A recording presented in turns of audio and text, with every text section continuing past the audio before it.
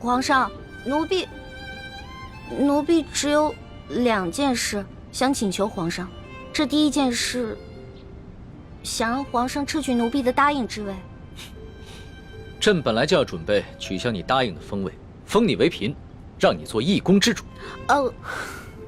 皇上误会了，奴婢不是嫌答应的封位太小，而是奴婢只想做一个小小的宫女。为什么？因为奴婢的满八旗身份是鳌拜帮我伪造的，之前为了迷惑鳌拜，所以皇上给奴婢封了一个答应之位。可是现在鳌拜已经就擒了呀，所以奴婢也没有必要再假意的做皇上的后宫嫔妃了。这有什么的？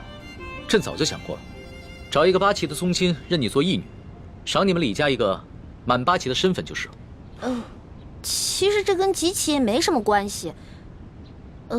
最主要的是，奴婢年少的时候家里给奴婢定了亲，虽然奴婢的未婚夫前几年外出游学，暂时失去了联系，但是婚约还是在的，所以奴婢没有办法侍奉皇上。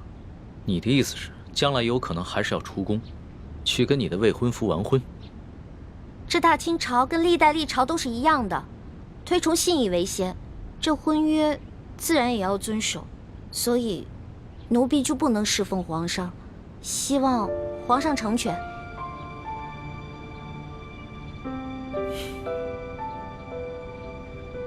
你既然不愿意做朕的嫔妃，那朕也就不强求你了。你毕竟是立下了大功，朕也不会让你做一个普通的宫女。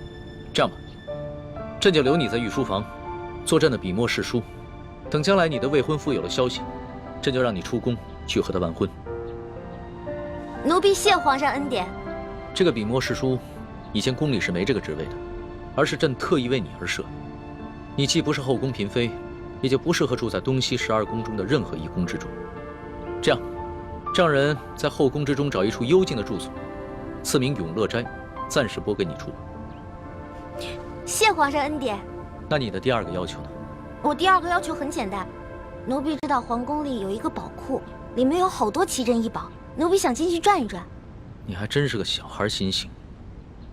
好，朕准你了，准你去宝库逛一逛，顺便挑拣自己喜欢的宝贝，就当是朕给你的赏赐。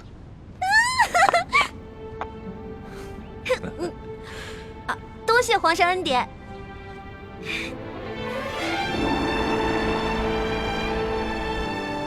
石叔姑娘，哇，请。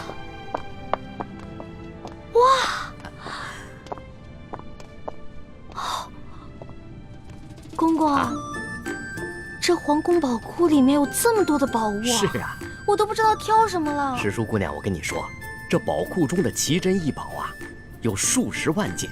姑娘喜欢哪一件，告诉我，我来帮你选。李公公啊，你可知道皇上为何让我来选宝物啊？这个不知道，但是我知道，如今姑娘可是皇上身边的大红人呐。我在这宫中已经30、40年了，还是第一次看到奉旨到宝库中来选赏赐的事情啊。来，这皇上啊，让我来挑宝物啊，实际上是给我下了道密旨，是让我来这儿找铜匣的。哎，但是这事儿除了皇上知道，只有你我知道，不许告诉第4个人啊。奴才明白，姑娘你放心。我在这宫中当差好几10年了，就一样好处，嘴巴紧，从来不乱讲话。这个好，继续保持啊！好，走，我带你去看看册子啊。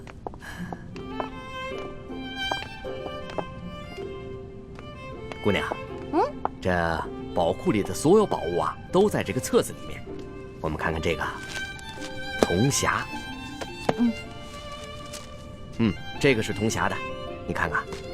这个宝库里的铜匣呢，一共有174件，不知姑娘想要哪一件啊？李公公啊，这个铜匣呢？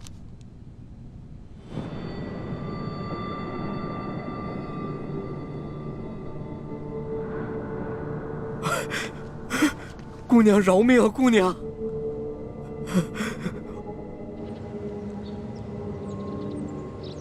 什么？铜匣被鳌拜拿走了？嗯，李公公说大概3个月前吧，这个鳌拜呢私自拿走了一个铜匣，还叮嘱他不能告诉任何人。我去登记册上看到铜匣的形状，应该就是我们要找的那个。恐怕不是鳌拜私下拿走的，是李公公亲自拿去献给鳌拜的。这个李公公现在还不知道我们已经知道了他是鳌拜的内奸，所以他在言语中呢为自己脱罪遮掩。哎，朱哥哥，我可听了你的话啊，没有揭穿他。你刚才说什么？3个多月前，那不正是义父告诉我们铜匣秘密的时候吗？难道鳌拜也知道了铜匣的秘密，所以抢先一步拿走了铜匣？可是鳌拜怎么知道铜匣的秘密呢？难道我们明珠谷出了奸细？奸细？我觉得会不会是鳌拜觉得那个铜匣很顺眼，自己比较喜欢，就顺手拿走了呢？环妹，这么大的事情，我们不能存在侥幸心理。皇宫的宝库中有数10万件的珍宝，鳌拜偏偏选中了铜匣，一定是铜匣的秘密泄露了。那也就是说，咱们明珠谷有内奸了，那怎么办啊？眼下之计，只有想办法到鳌拜府上拿到铜匣，在暗中通知师傅们排查谷中所有人，找到奸细。学姐姐说的有道理，之前这康熙啊，一直担心我中了大补丸的毒，但他不知道咱们已经把毒悄悄的给解了，所以呢，我可以借口找解药，亲自搜查鳌府，康熙肯定会答应我的。环妹，康熙一直对你言听计从，就连你之前打了他一巴掌，他也饶恕了你。但是，你千万不要被他的柔情蜜语所迷惑。朱哥哥，哎呀，你在其他事上都挺大气的，怎么这件事上这么小气呢？我接近康熙，还不是为了帮你实现为你父皇报仇、光复大明的梦想，结果你还怀疑我。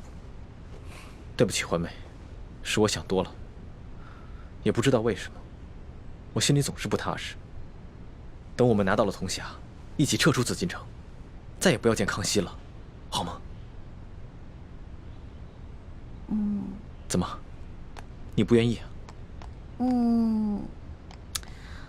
哎呀，说实话啊，在这皇宫里呢，有最大的老大罩着我，想吃什么吃什么，想玩什么随便挑，这种感觉还真让我轻飘飘的。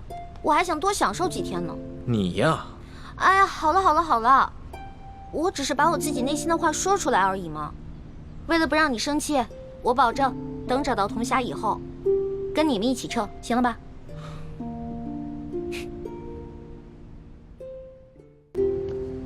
老大，谢谢你。要不是你的金蚕背心，说不定小弟就再也见不到老大了。哎呀，这个金蚕背心我穿着也没什么用，我跟这世上的人无冤无仇的，也没有人想害我。倒是你，虽然高高在上，所有人都对你很恭敬，指不定多少人想害你。拿着吧，给你了。既然你这么关心朕，那朕可就收下了。你知道这件金蚕背心的来历吗？我只知道这个是先帝赐给鳌拜的。这件金蚕背心呢，是前明崇祯皇帝的贴身之物。这个崇祯皇帝生性多疑，唯恐被人刺杀，所以花重金从海外购得了这么一件宝物。可惜啊，最后他还是丢掉了天下，吊死在了梅山。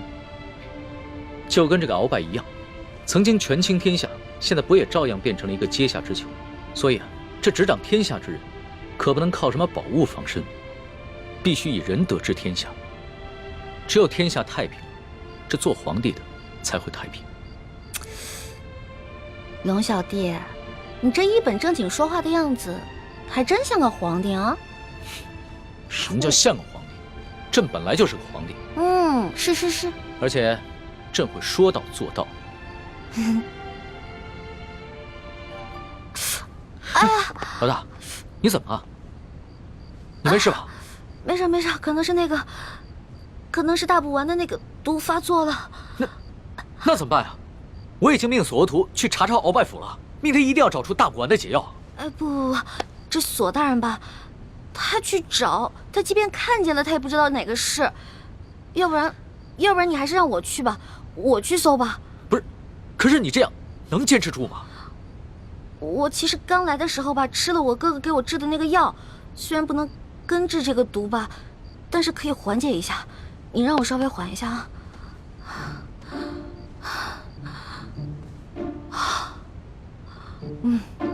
好多了，应该没问题了。行吧，那你就赶紧拿上朕的金牌，去鳌拜府查吧。老小弟，如果我去搜的时候看到一些金银财宝，我能不能顺便带走点儿？老大，你在宝库里边挑了那么多宝贝，还不知足啊？钱是个好东西嘛，多多益善啊。你呀，真是个小财迷。所以，龙小弟，你这话是答应了？啊，谢谢龙小弟。这样，等我发了大财以后，一定带你去京城第一酒楼吃顿好吃的，行不行？嗯，好，就这么定了。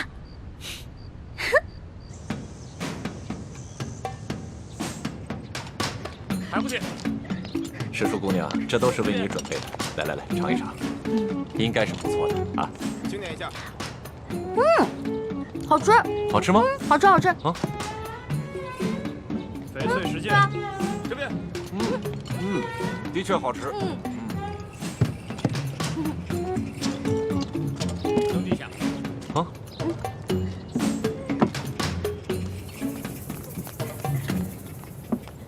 表姨夫，这是查抄的物品清单，您过目。啊，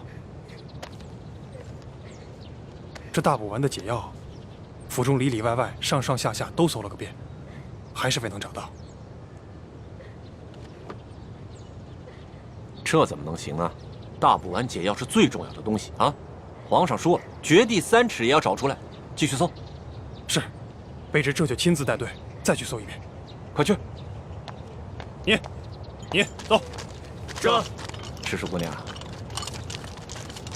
这是查抄的物品清单，您长长眼，过过目。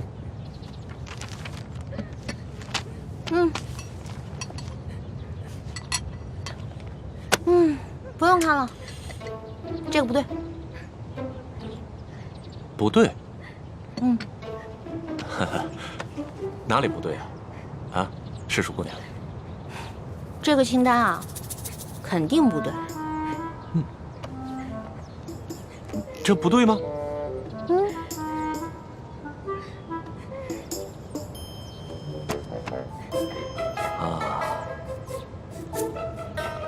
好，师叔姑娘，咱们能不能借一步说话？好啊。走。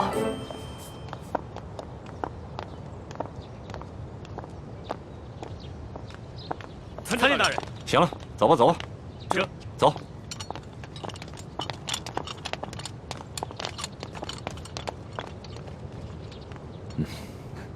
索大人，有什么话您就直说吧。哎，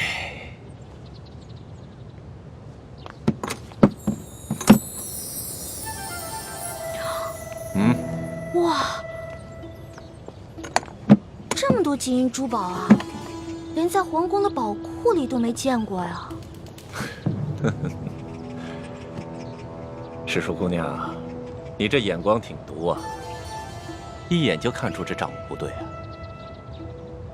实话实说吧，这2箱宝物还真就没入账。咱俩来鳌拜府，也不能白辛苦这一趟吧？咱们2-1天作5，把这2箱宝物给他分了，这样如何？分了，这不太好吧？这有什么不好的啊？这皇上命咱们俩来查抄这鳌拜府，其实就是想赏咱们俩一个发财的机会，这你都不懂吗？那也是，咱就别跟皇上客气了。是啊，那咱跟皇上客气什么呀？啊，那这样，一会儿你找个人啊，帮我把这箱抬到永乐斋去。没问题啊，这个包在我身上，你就不用担心了啊。那师叔姑娘，这些账目可对了？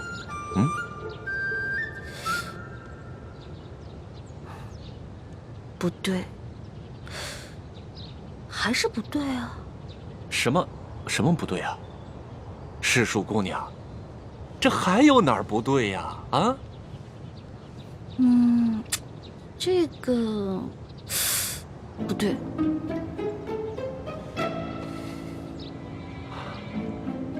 行，你厉害。走，跟我走。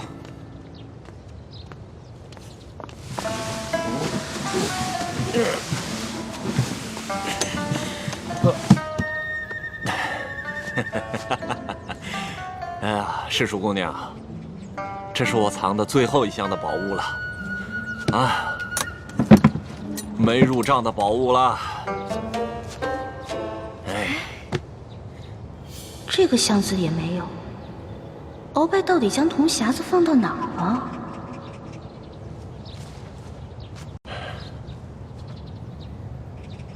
世树姑娘，这最后一箱宝物，我本来是要留下来，孝敬其他王公大臣的。你想啊，咱俩捞到了这查朝鳌拜府的肥差，这朝里多少眼睛盯着咱俩也不能不懂规矩啊，是不是？是啊，索大人，我虽然不是特别懂你们这朝中的复杂关系吧，但是我也知道，这人要懂得分享，不能吃独食，不然啊会招来祸灾的，是不是？是啊，哎呀，世叔姑娘就是聪明伶俐，难怪皇上这么宠爱你。哎，那现在这账目可对了？这账目是对了，但是我这解药还没找到呢。对呀，这解药没找着。鳌拜这奸贼实在是狡猾得很呐！这找不着解药，咱俩怎么向皇上交代呀？索大人，您看这样，您让手下的人呢去审一审鳌府的人，问问这鳌府里面有没有什么密室之类的。对呀，我怎么就没想到这一点呢？啊，哎呀，还是师叔姑娘更胜一筹啊！那咱这个先放着，查解药去。走。师叔姑娘，你瞧这个地方机关重重，也不知道藏了多少宝物，说不定这大补丸的解药就藏在里面。索大人，这个机关十分的复杂，我们真的没办法打开啊！废物，一群废物点心，这点事儿你们都办不好啊！我告诉你们，再给你们一个时辰，如果你们再打不开，我把你们这没用的手给剁下来。我剁下来知道吗？我知道，我们开。索大人，消消气啊！我觉得他们打不开，跟您站在这儿也有关系。您想啊，您站在这儿，他们紧张啊，紧张肯定打不开。要不然您看这样行吗？您到外面啊歇息，喝个茶，我来看着他们。还真说不定啊。那行，那就麻烦世叔姑娘帮我先盯着点。好嘞。啊，你们听好了啊，一切都听世叔姑娘的安排。是。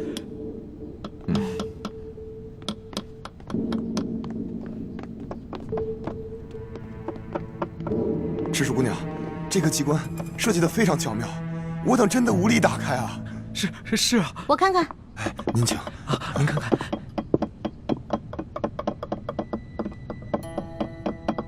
哎，世叔姑娘，你也会开机关啊？嘘，小声点啊，这事儿不能声张。这个机关我要是开不了的话，你俩手可就保不住了啊！是，我们不说。我这次要是开不开的话，千万别怨我啊！不会，能开。来，您请。哎，您请。天灵灵，地灵灵，保佑我一定要开啊！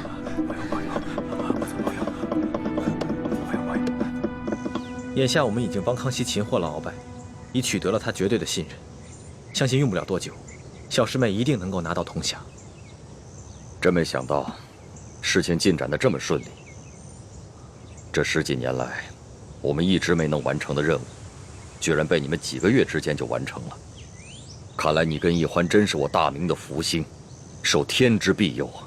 等找到铜匣，樊师妹和叶师弟在拿到1号金钥匙以后，我们就能取出藏宝图，招兵买马。到了那个时候，光复大明的大业就成功一半了。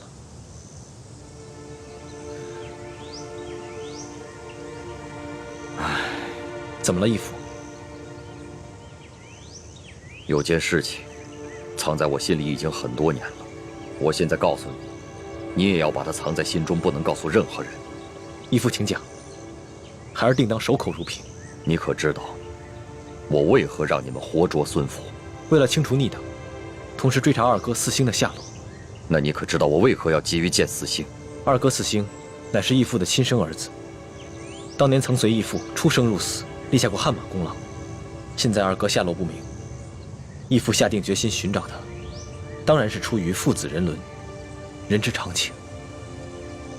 我急于找到四星，并不仅仅是因为父子情深。你可知，那镶着玛瑙的第2号金钥匙，当年就在我的手上。当时我为了掩护先帝逃亡，自知必死，就把那金钥匙交给了四星。义父是说，那2号金钥匙随着二哥不知所踪了。当年我本有机会救我的妻女，但你就把太子交给我，你的座位让给晋王妃。陛下，万万不可！就你和皇后，快登车吧。臣已经为臣妻备好了马车。父王，你竟然让母妃和妹妹另列马车，马上就到。刚刚陛下明明让母亲上车，你却不让。你明明知道吴三桂马上就要破城了。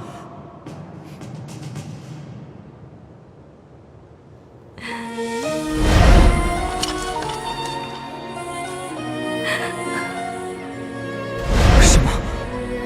你要抛下母妃和妹妹不管？国难当头，顾不了我们自己的家。爹，可是没有可是，执行军令。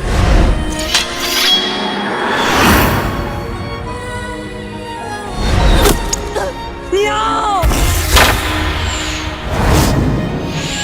小妹，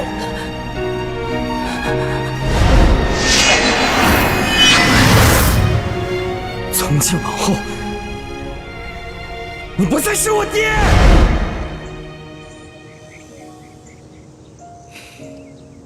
这么说来，现在我们手上只剩下了延平王的3号金钥匙。就算找到了铜匣和1号金钥匙以后，也都于事无补了。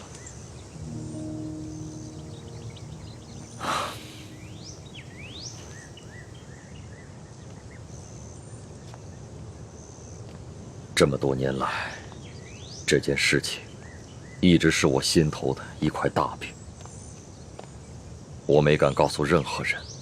但现在，我不能不如实向太子禀报。都怪我耽误了光复大明的大业。义父千万别这么说。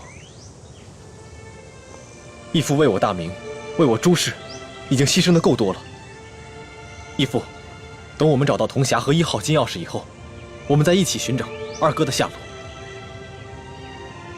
四星多年来杳无音信，我怀疑，如今他早已不在人世，要不然就是故意隐藏起来，以此来惩罚我当年的狠心。义父，我们一定会找到二哥的，而且我相信，总有一天，他会理解你的苦衷，而苍天定会庇佑我大明。皇祖母，这只是一个小小的答应，居然敢动手打皇上。更不可思议的是，皇上居然还不予追究，还破例给他封了一个什么笔墨侍书的职位，给他加倍的疼爱。岂有此理！岂有此理呀！小小的笔墨侍书，竟敢在大庭广众之下去打皇上！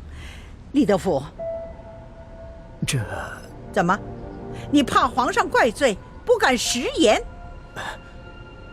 回太皇太后，不是奴才不敢直言，当时奴才和索大人还有宫里的内侍全都低头跪在地上，只听见一声清脆的响声，没有看清到底发生了什么事啊。那其他人呢？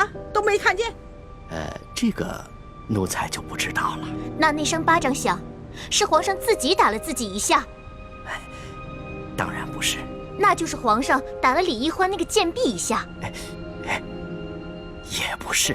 这也不是，那也不是，你现在就跟本宫说清楚，这一巴掌到底是怎么回事？皇后娘娘，奴才是实话实说，当时确实奴才没有看见李欢打了皇上一巴掌。这皇上又严令我们不许多嘴，所以奴才不敢妄加猜测呀。你这个老滑头！李德福啊，看来你真是有点老眼昏花了。该瞧到的你都没瞧到。太皇太后恕罪，奴才该死，请太皇太后责罚。李德福，你可是这宫里的老人了啊！你说说，冒犯了皇上，该当何罪？回太皇太后，冒犯皇上，那是死罪。那动手打了皇上呢？这奴才在宫中30多年了，还从未见过如此胆大包天、不知死活之徒，所以无旧例可循。但显然当处以极刑，诛灭9族。李德福啊，你若不是皇后禀报了哀家，你还在那儿装聋作哑呢。奴才该死，奴才该死！哎呀，李德福啊，李德福，你服侍了哀家已经整整30年之久了。你可知哀家当下最担心的是什么？最害怕的是什么？奴才不敢妄加猜测。鳌拜专政让我担心，但是我不怕。这吴三桂以兵自重，哀家也担心，但是也不怕。哀家最怕的是这宫里头再出现一个像董鄂妃这样的狐妹子，怕会毁了皇上，毁了我大清江山呐！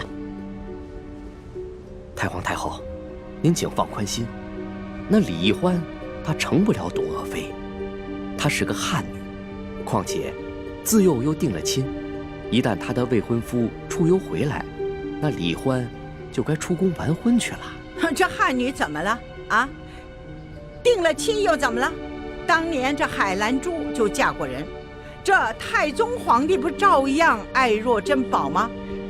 董鄂妃一样，她还是先帝的弟媳呢，那先帝不是照样为她申婚颠倒了吗？这李易欢呐，比起这海兰珠啊、董鄂妃呀，真是有过之而无不及呀！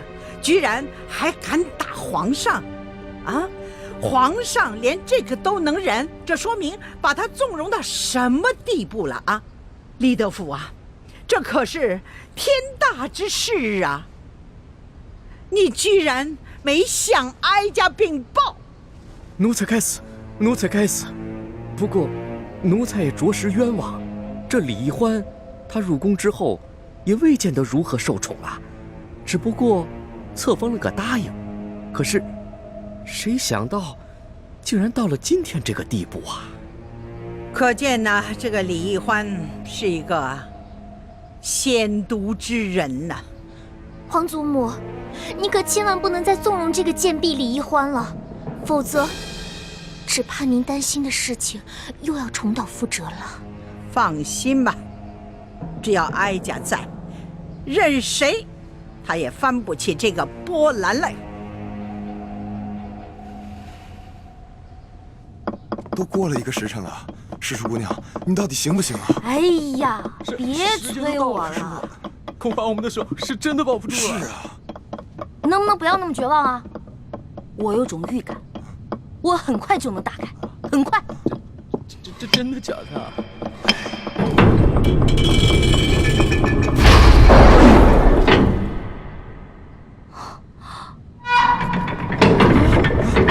多个时辰了，还没打开吗？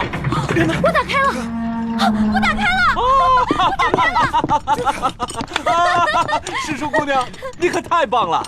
哎，世叔姑娘，真是没想到，你居然会开机关呢，太了不得了！走，不是，赶紧休息一会儿。我不会开机关，我是之前皇上不是安排我在鳌拜府当卧底吗？我看见过几次，照葫芦画瓢，您看捣鼓了1个时辰才给捣鼓开。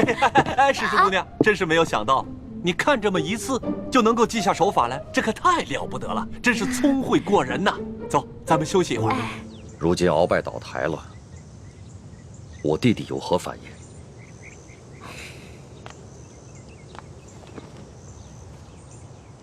叔父应该是受了鳌拜大补丸的控制，所以未必是真心在为鳌拜办事，不过是为了保全性命，成了鳌拜的内奸。眼下鳌拜被关进了天牢，没有把他供出来，我们也没有揭穿他，所以康熙也未曾怀疑过他。眼下他在宫里的日子，也算是风平浪静。那，如果我向他表明身份，以你对他的观察，他是否会认我这个亲大哥？是否会弃暗投明，加入我们光复大明的联盟？这个很难说。我曾经试探过他几次，他常常感慨自己孤身一人，似乎十分想念从前的亲人。不过他毕竟在宫里生活了几十年，已然变得十分麻木且圆滑，而且他现在有钱有势，我猜他不会为了跟义父的兄弟情谊而放弃眼下所拥有的一切。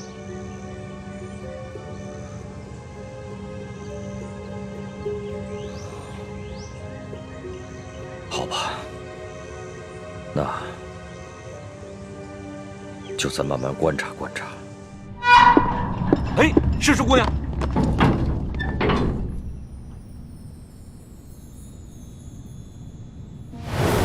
你们俩把工匠带走，给他们打赏，快！知。没想到啊，这鳌拜老贼的密室，珠宝多的比皇宫还多。可不嘛。哎，索大人，要不然这样，咱俩呢先挑点，剩下的入账，您觉得呢？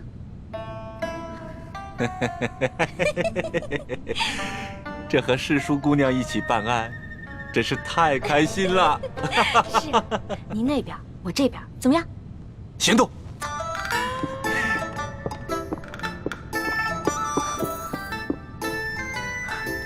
真是皇天不负有心人，我终于找到你了。哼，朱哥哥，看你以后还好意思骂我笨。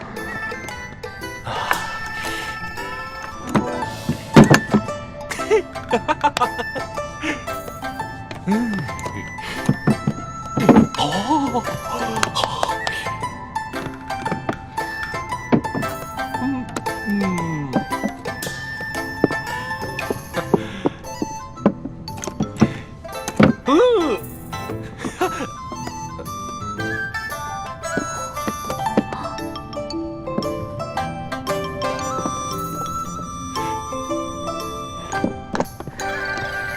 哎，诗书姑娘，你这就挑好了？当然了。再多挑点吧。哎，不了不了，我挑的已经够多了。索大人，您再接着挑点呗。我呀，哎呀，我想起来了，不对呀。怎么了？这大补丸的解药还没找到呢，怎么跟皇上交代？那您要不要再带着手下人继续看看？您看这天色不早，我挑的已经够多了，我先撤了。好嘞，那我送你出去。来，谢谢索大人。慢点，慢点，慢点。好。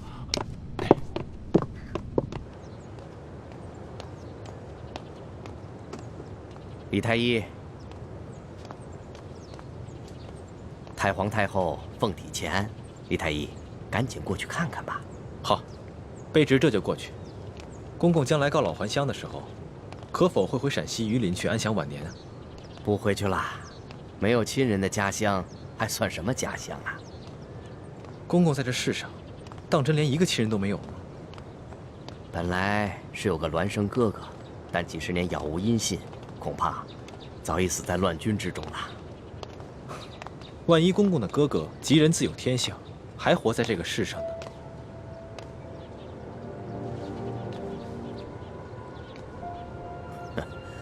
怎么可能呢？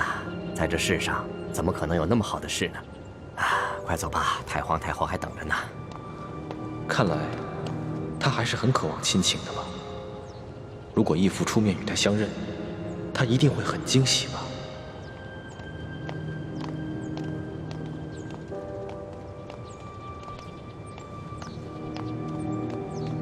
公公，太皇太后的病一向是院判大人亲自瞧，今日怎么突然宣我这个排名最末的太医？这个咱家就不清楚了。也许是院判大人觉得你年轻，却医术高明，太皇太后也就留上心了吧。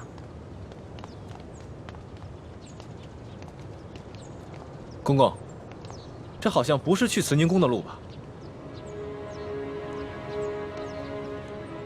太皇太后不在慈宁宫，你别多问了，跟咱家去就是了。公公，太皇太后宣我瞧病，不会是有别的什么事吧？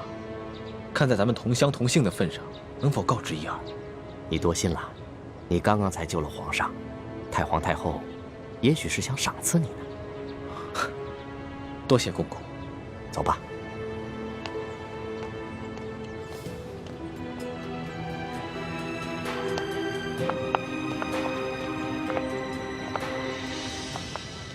厉贵人，您吉祥。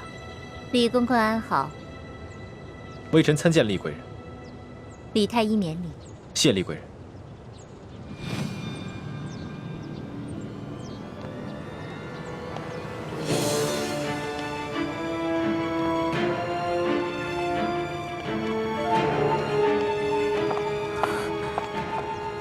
师父，大师兄出事了，我去永乐宫通知医患。你千万要沉住气，不得忘不得已，不要暴露自己的身份，知道了？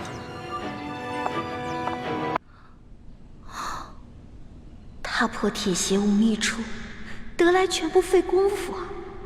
如果朱哥哥看到这个铜匣子，一定会惊喜万分的。到时候我就将找到铜匣子的过程说得惊心动魄，让他们以后再也不敢小瞧我这个小师妹了。哼！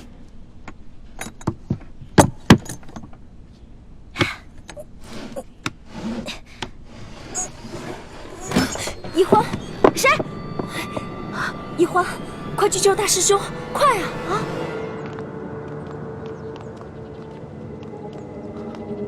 李公公，太皇太后不是宣我来看病的吗？怎么把我带到这儿来了？有什么事情先进去再说啊！开门。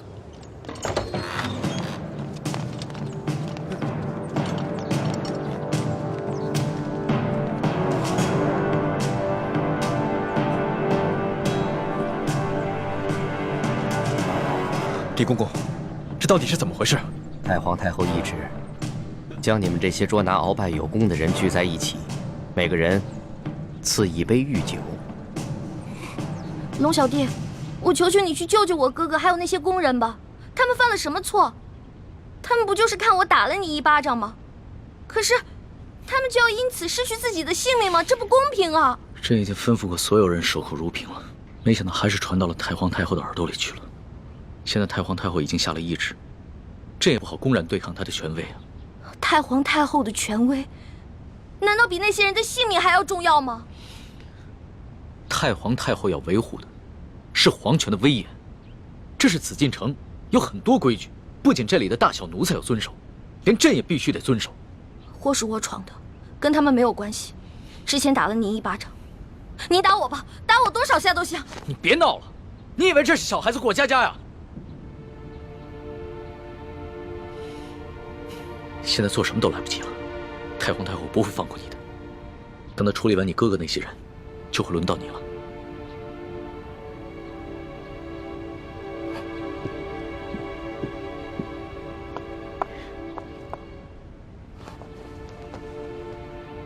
那皇上，您还是先杀了我这个祸首吧。如果先杀了我的话，死在哥哥的前面，我就不会那么内疚了。易欢的易欢，你还老说自己是朕的老大，一到这种危险的时刻，你就这么没出息的以死相要挟。您现在是高高在上的皇上，我只不过是一个小小的奴婢，我只能求您大发慈悲，饶了我哥哥。少说的那么可怜，你什么时候把朕当过皇上？不一直把朕当成你那个结拜小弟吗？奴婢再也不敢不知天高地厚了。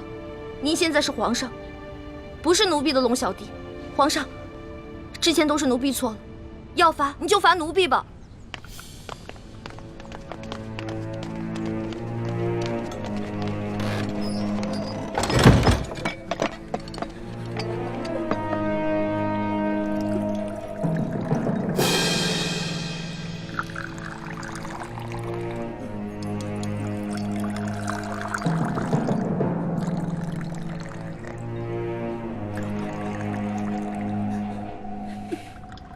你先起来吧。我不起。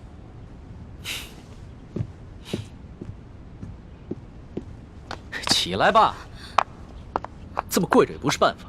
皇上，我求求您了，您能不能去救救他们呀？如果他们因为我而死，我肯定会内疚死的。楼下，皇上，你就救救他们吧。人自然是要救的，但你倒是说说，这要怎么说服太皇太后啊？您可以跟太皇太后讲齐桓公跟管仲的故事。当年，管仲为了救自家主子，向齐桓公射了一箭，但是那个箭正好射到了齐桓公的腰带上，齐桓公没有死。后来，齐桓公不计前嫌，任用管仲当了国相。管仲感激涕零，倾尽一生的才华，辅佐齐桓公，最后成为春秋五霸的首位。皇上，您不会连齐桓公都不如吧？论气度，朕自然是不输齐桓公的。可是你能比得了管仲吗？论治国之才，奴婢当然比不上管仲的一根汗毛。但是，你想招来人才容易，想找到像我这样陪你吃喝玩乐、赌骰子拼酒的人，可不容易啊。这个理由倒是很充分。只不过，早晚有一天你都要出宫嫁人，不能一辈子留在宫里陪着朕，那朕岂不是很吃亏？原来您是因为这个呀？那您现在想怎么办啊？跟朕说说你那个青梅竹马吧，他叫什么名字，长什么样，家世如何？这个属于奴婢自己的秘密，不能告诉你。那你总得告诉朕，他的外貌仪表、才华气度比朕如何？这个嘛，我也没法说。有什么不好说的？让你说你说不就完了吗？那我真说了，你可不许生气啊！笑话，朕在你的心里度量那么小啊？他确实没有皇上您高贵俊逸，但是他很温柔，对我特别好，人很老实，我说什么他就做什么，我可以把他吃得死死的。不像你，今天说这个你开心了，明天说那个又得罪你了。那你爱他吗？二师傅，我头晕。师傅带你去休息啊。二师傅，一环他是在装病，你千万别上了他的当。一会儿大家练完功，再罚你扎半个时辰马步。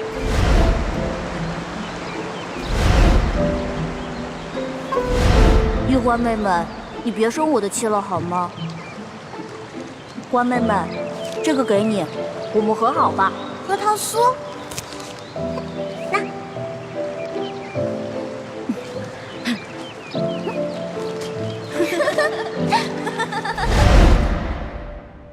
哎呀，皇上现在都什么时候了，您还说这些闲话？您赶紧跟我去救人吧。皇帝也是人，也有七情六欲，也有好奇心，甚至也会嫉妒。龙小弟，我求求你了，你要是再不去的话，他们人头马上就要落地了。放心吧，这个宫里没那么容易见血，要灭口用的都是鸩酒。鸩酒？那你赶紧下旨吧。走，快去救他们！你先别着急，这太皇太后一下子从朕身边抓了10几个人，还需要等你过来求朕，朕才知道怎么做吗？朕虽然不好公然抗旨，但是早已命人准备了解药了。真的？那你不早告诉我？不对，你是不是得需要什么条件才能给我解药？当然。朕就想问你一个问题：你爱这个青梅竹马吗？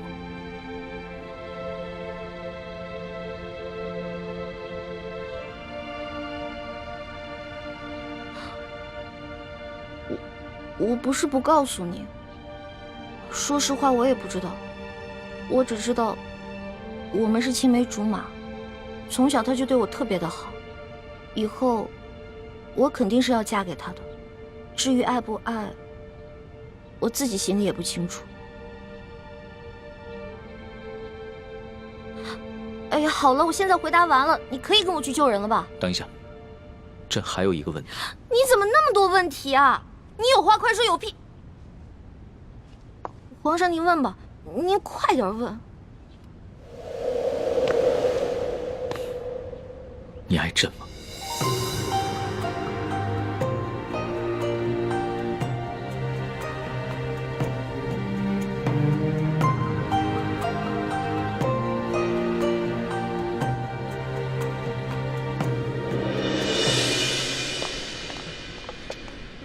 这是太皇太后赐给你们的御酒，你们每人各取一杯，享用吧。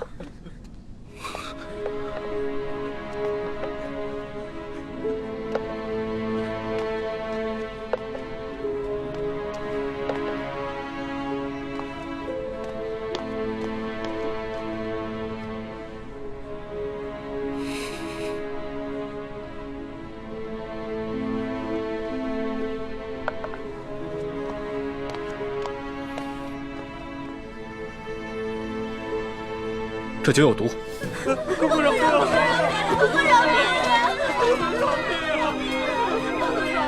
李公公，太皇太后为何要赐毒酒给我们？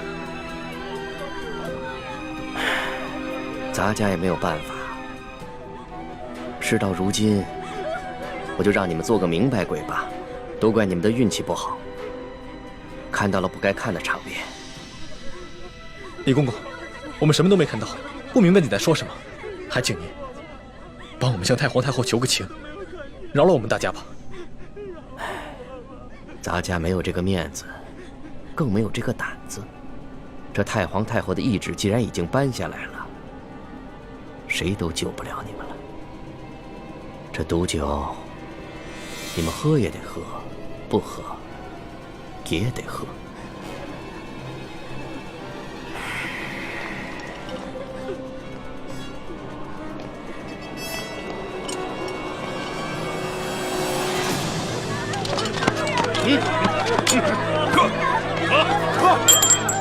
喝，少废话，还不喝？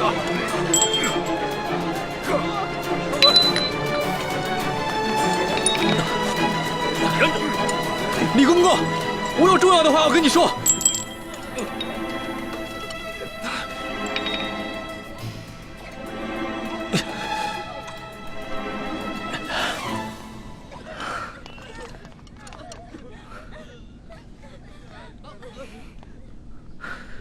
李公公，我知道你和我们一样，都服过大补丸，都是鳌拜埋在宫里的棋子。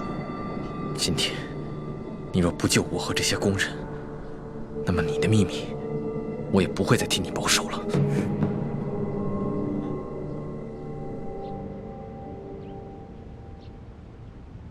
为什么不回答朕？我不知道怎么回答。如果我说实话，我怕你不开心，不给我解药；但是如果我骗你的话，那就是犯了欺君大罪了。你就照实了说，朕答应，不论如何，都会救你的哥哥和那些宫人。真的？天子之语，金口玉言。不爱。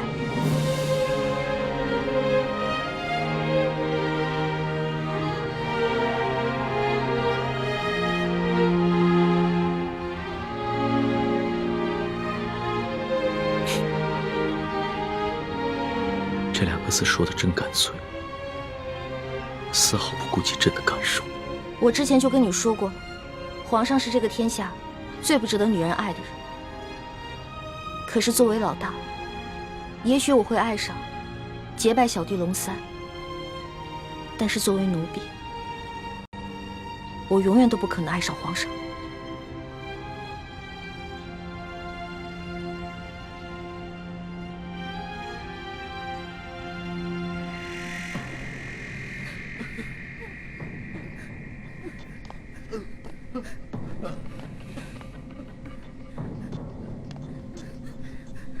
杀了他！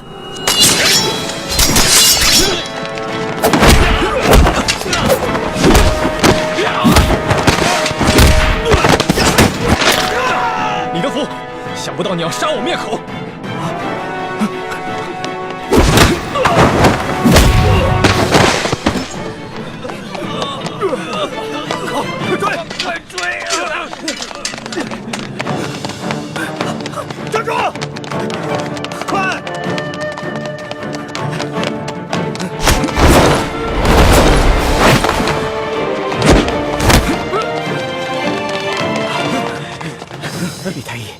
你杀了我，你也活不了。李德福，你别以为杀了我就没有人知道你是鳌拜的内奸了。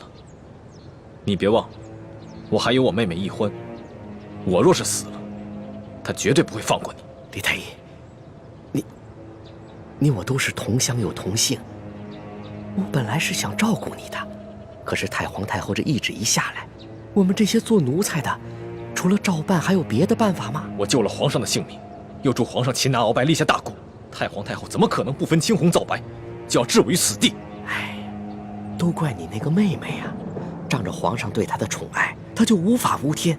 我在这宫里都已经几十年了，我从来没有看见过哪个宫人敢打皇上的。易欢呢？现在怎么样了？我不知道，但我知道太皇太后不会放过她。李太医，你先把我放了，继续替我保守秘密，让我去向太皇太后求情，我尽量求情，你看怎么样？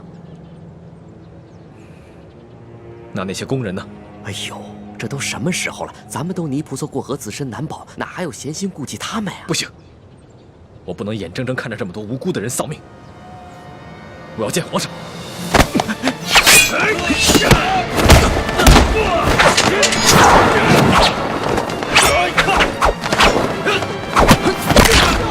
住手！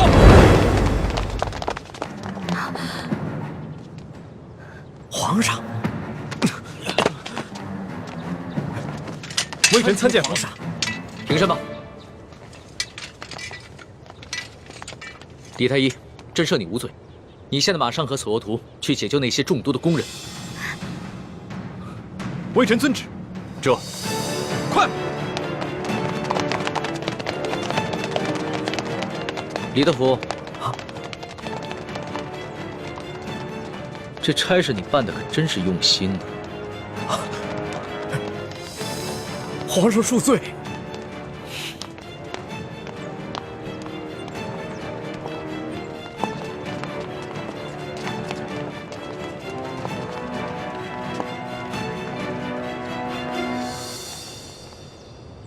石叔姑娘，老奴也是实属无奈。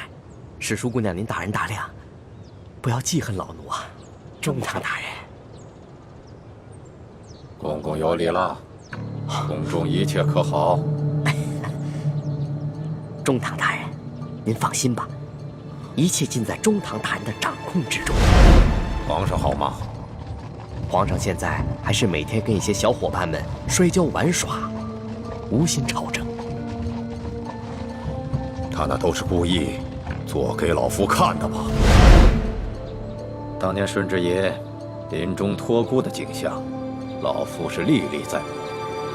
不过如今皇上翅膀硬了，不把我等老臣看在眼里了，是时候给他点教训了。那中堂大人，您的意思是？每日给皇上一盅补药吧，接着看着他喝下去，懂了吗？奴才懂，奴才懂。你是如何知道的？公公，我这口技练得还不错吧？原来那晚你也在马车上，那你是如何知道是我？公公啊，虽然您那天行事谨慎，带着黑纱，我看不清您长什么样子，但是我看到了你耳朵后面那颗痦子，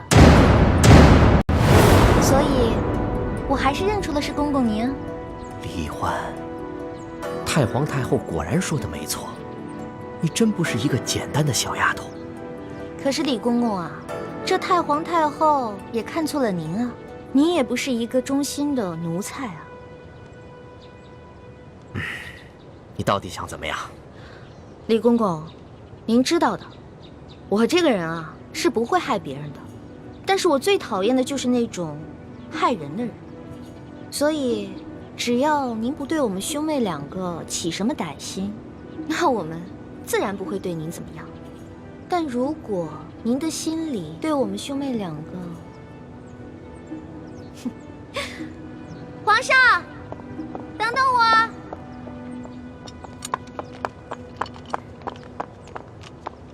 龙小弟，谢谢你啊。其实就算你不求我，我也要救那些工人们。虽然这会让太皇太后特不高兴，但是朕已经擒下了鳌拜，真正亲政，朕必须坚持己见。不过这个李公公实在是太讨厌了，向太皇太后告密的人肯定是他。这个朕怎么会不知道呢？但是李德福10岁就进宫了，侍奉过3代君王。太皇太后对他十分宠信，打朕小的时候啊，就是由他把朕的一举一动汇报给太皇太后，这已经是惯例了。就算朕有不满，也无可奈何呀。没想到皇上也有这么多的无可奈何啊！当皇上无奈的事情多着呢。对了，大补丸的解药你搜到了吗？我哥哥还没有完全的研制出来，估计这个鳌拜是想彻底让我和哥哥给他陪葬了。那怎么办？这鳌拜虽然已经擒下，但他毕竟是3朝元老，他的一生功过十分复杂，朕还没有想好怎么处置他呢。而且他的性子十分桀骜，无论如何，他都不肯交出大补丸的解药。龙小弟，我是你老大，自古啊，吉人自有天相，没问题的我。朕真的是没用啊，连你都保护不好。龙小弟，你可千万不要对我这么好，不然我会愧疚的。都快点，把药给我灌下去！把药赶快灌下去！快点，赶紧的，把这撬开，给我喂下去！快！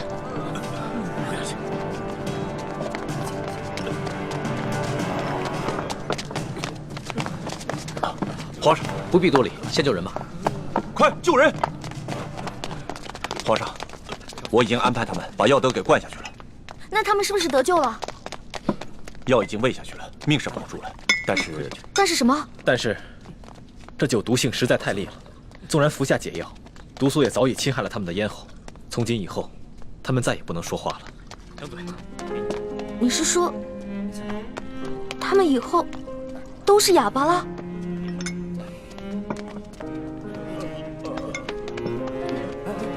理解。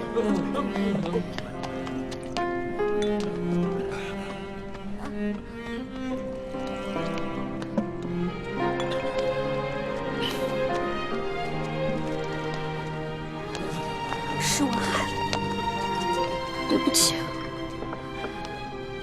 都是我害了你们。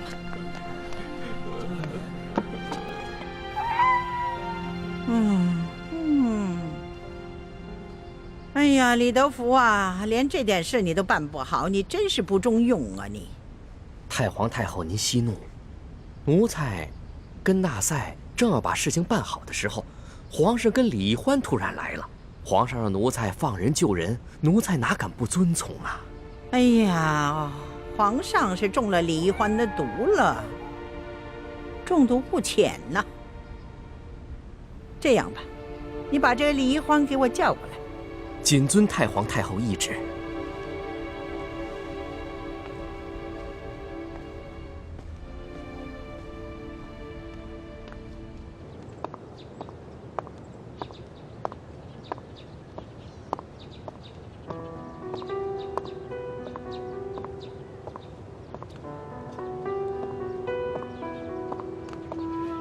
龙小弟，没想到我冲动打了你一巴掌，居然害了这么多无辜的人。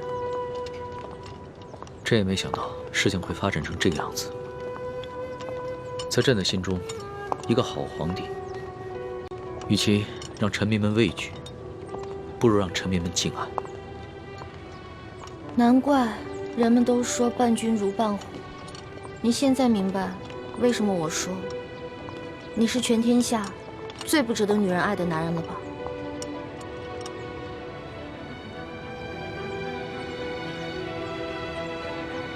易欢，朕知道这件事情在你心里一定留下了很深的阴影，你更不可能会爱上朕了。也许这皇宫确实不适合你，你应该出宫去嫁给你那个青梅竹马的未婚夫，可能会更幸福。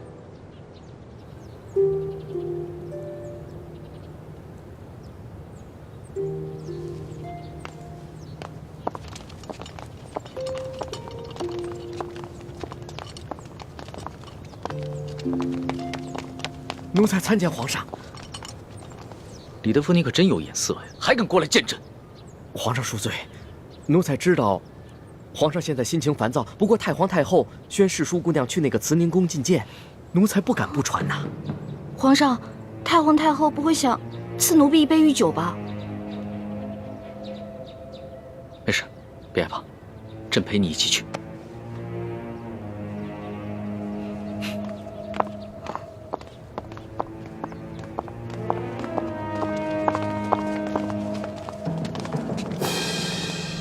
皇上驾到！皇上吉祥！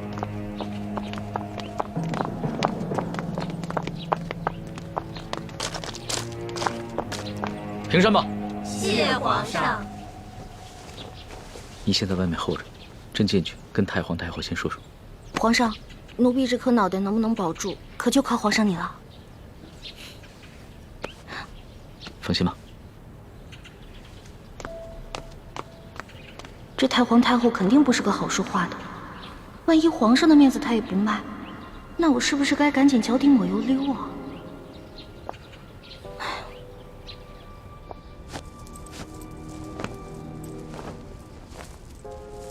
皇祖母吉祥。起来吧。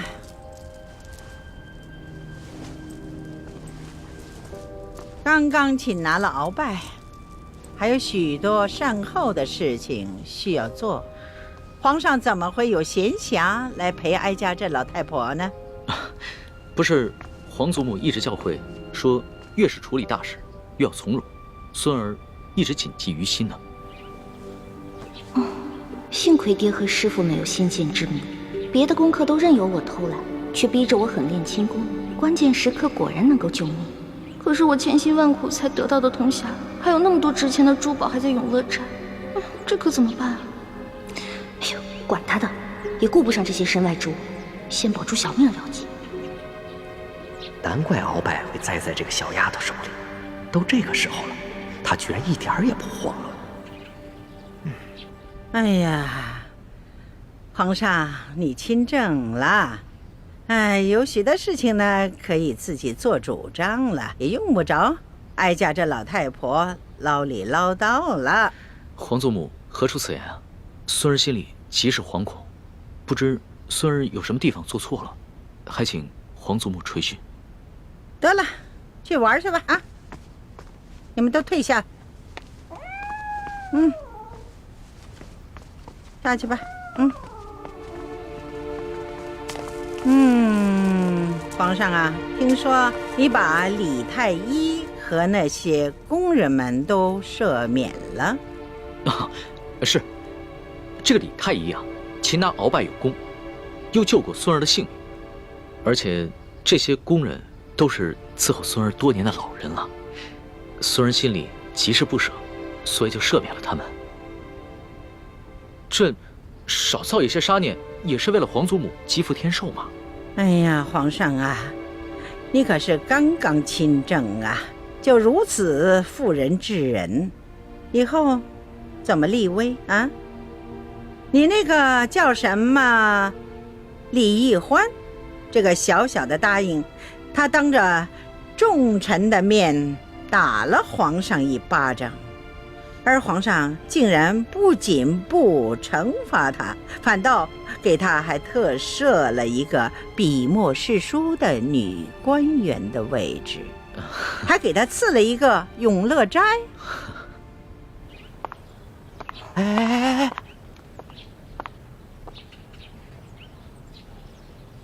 这些做奴才的可真小心，唯恐听到了不该听的，都站得远远的。我可顾不了那么多了，我得认真的听着，万一龙小弟顶不住了，我好赶紧溜啊！皇上，你这法度尊严何在？哀家本来想协助你处置这些事，没料到你已经特赦了他们。